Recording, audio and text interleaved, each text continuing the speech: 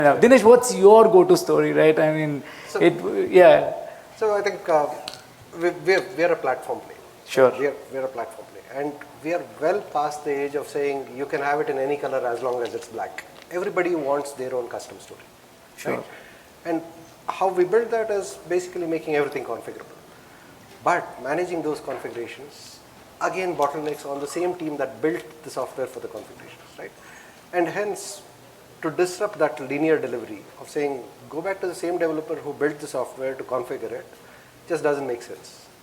And sort of making that itself as something that we can sort of package out and let everybody who wants to use it configure it within the limits of what is allowed within the system is what gives us our ability to satisfy our customers' needs while building on one platform, right?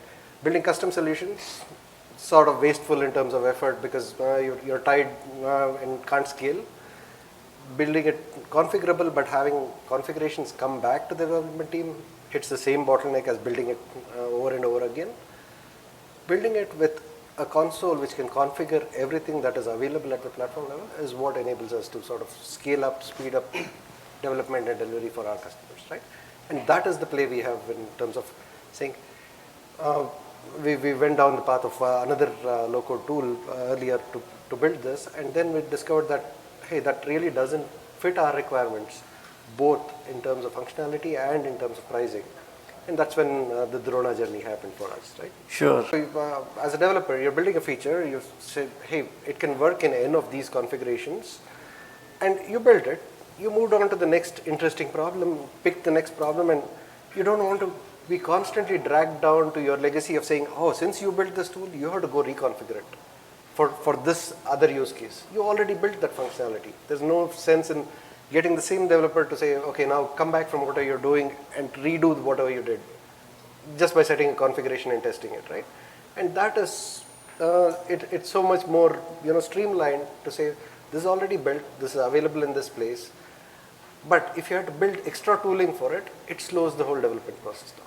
And that's where the low-code, no-code framework comes in to say, you don't need to build extra tooling on top of it. As part of what you built, you just have to plug it into this new framework, and anybody can come and tweak how it's configured and realize what our use case they want to. Right? And that's the true value that we see. In terms of letting the developer sort of move ahead without being tied back to what they built 1 year ago, 6 months ago, whatever the time frame was. Every time there's a change required. And 2, getting the client-facing teams to say, I can reconfigure this exactly the way the client wants and make them happier.